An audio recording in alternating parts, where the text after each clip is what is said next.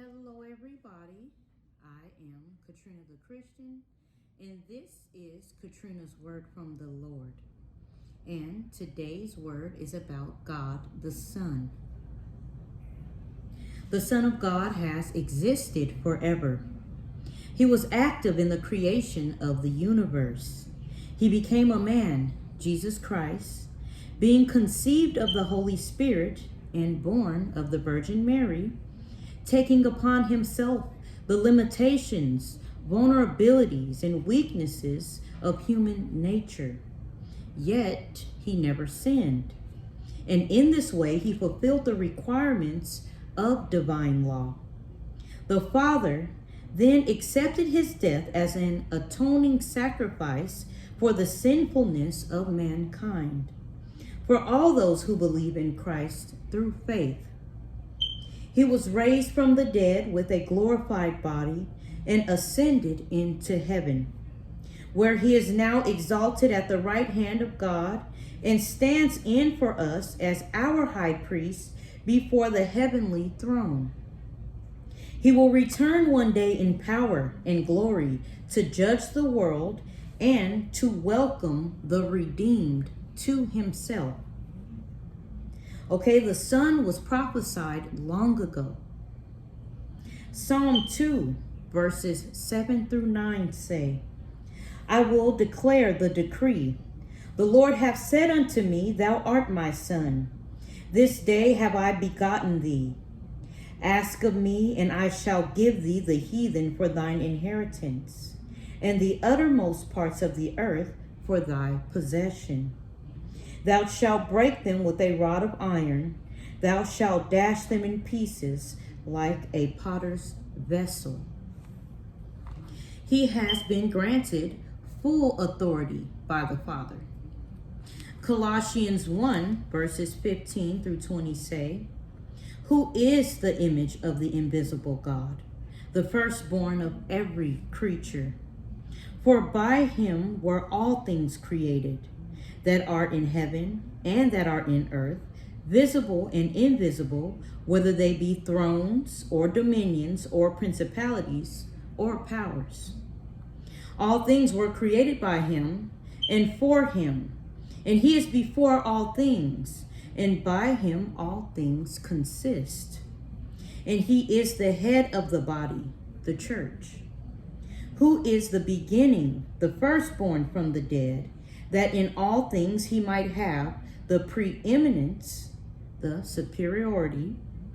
For it pleased the Father that in him should all fullness dwell, and having made peace through the blood of his cross, by him to reconcile all things unto himself.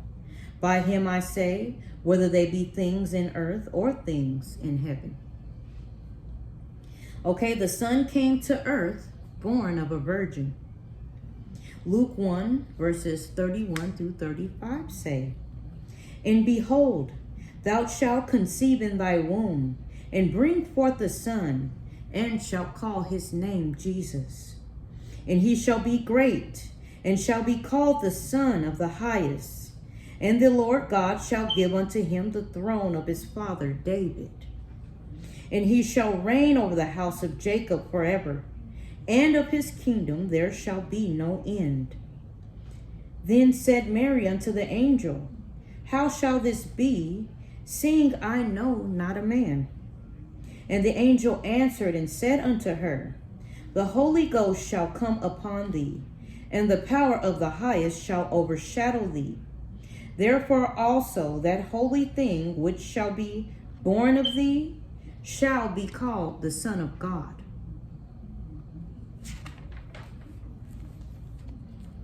Okay, his mission met with the Father's approval. Matthew 3, verses 16 through 17 say, And Jesus, when he was baptized, went up straightway out of the water, and lo, the heavens were opened unto him, and he saw the Spirit of God descending like a dove and lighting upon him. And lo, a voice from heaven saying, This is my beloved Son, in whom I am well pleased. Okay, His followers recognized Jesus as the Son. Matthew 16, verses 13 through 18 say, when Jesus came into the coast of Caesarea Philippi, he asked his disciples, saying, whom do men say that I, the Son of Man, am?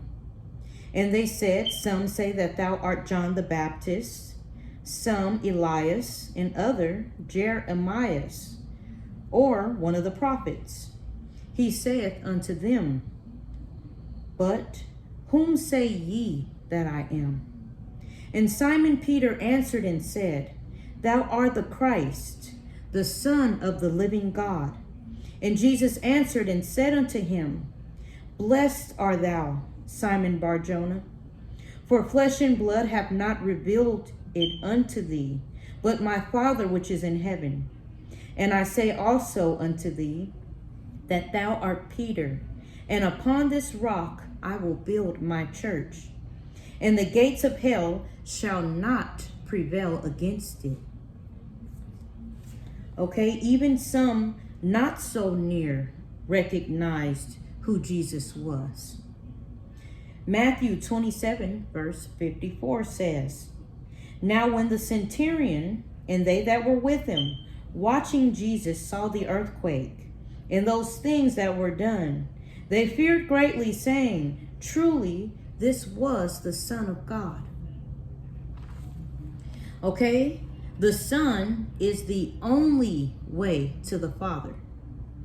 John 14, verse 6, Jesus saith unto him, I am the way, the truth, and the life. No man cometh unto the Father but by me. Okay, Jesus is the bridge that leads to life. 1 Timothy 2, verses 5 through 6 says, for there is one God and one mediator between God and men, the man Christ Jesus, who gave himself a ransom for all, to be testified in due time. Okay, today he lives at the right hand of the Father. Hebrews 9, verses 24 through 28. This is in today's English version. Okay, this will be coming from my Good News Bible. Okay, once again, Hebrews 9, 24 through 28. For Christ did not go into a man-made holy place, which was a copy of the real one. He went into heaven itself, where now appears on our behalf in the presence of God. The Jewish high priest goes into the most holy place every year with the blood of an animal, but Christ did not go in to offer himself many times, for then he would have had to suffer many times ever since the creation of the world. Instead, now, when all ages of time are nearing the end, he has appeared once and for all to remove sin through the sacrifice of himself. Everyone must die once, and after that be judged by God. In the same manner, Christ also was offered in sacrifice once to take away the sins of many. He will appear a second time, not to deal with sin, but to save those who are waiting for him. Okay, we can go to Jesus with all of our problems. Okay, and these are a few more verses from my today's English version, from my Good News Bible. Okay, this is Hebrews 4, 14 through 16. And it says, and this is about Jesus as the high priest. It says, verse 14, let us then hold firmly to the faith we possess, for we have a great high priest who has gone into the very presence of God. Jesus, the Son of God, our high priest, is not one who cannot feel sympathy for our weaknesses. On the contrary, we have a high priest who was tempted in every way that we are, but did not sin. Let us be brave, then, and approach God's throne where there is grace. There we will receive mercy and find grace to help us when we need it.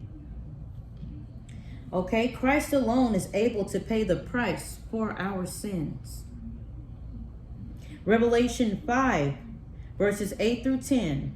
Okay, now I'm back to my King James Version that I consistently read from. Okay, once again, Revelations 5, 8 through 10. When he had taken the book, the 4 beasts and 24 elders fell down before the Lamb, having every one of them harps and golden vials full of odors, which are the prayers of saints.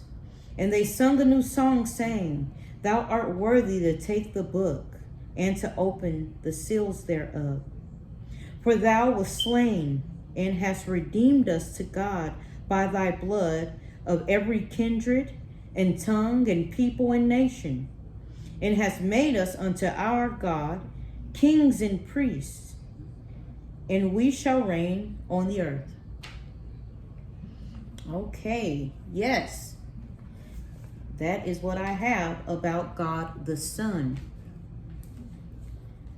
Okay, Jesus Christ is the same yesterday, today, and forever. He is the shepherd of the sheep.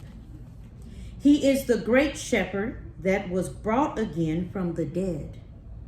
He is the minister of the sanctuary.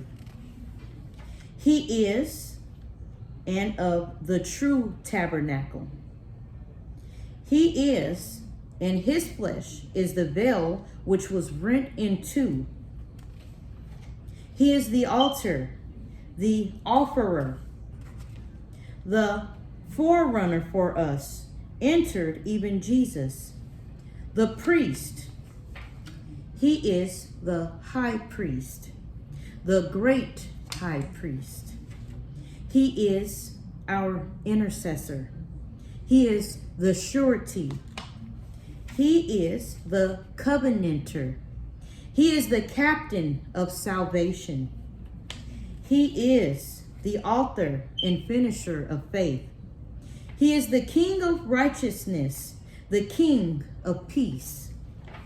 He is crowned with glory and honor. Amen.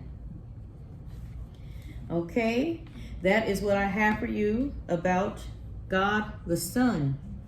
Okay, but before I go, I would like to share from my daily devotional. And this one is called Enriched by God. For in him you have been enriched in every way, with all kinds of speech and with all knowledge, God thus confirming our testimony about Christ among you. Therefore, you do not lack any spiritual gift as you eagerly wait for our Lord Jesus Christ to be revealed. He will also keep you firm to the end, so that you will be blameless on the day of our Lord Jesus Christ.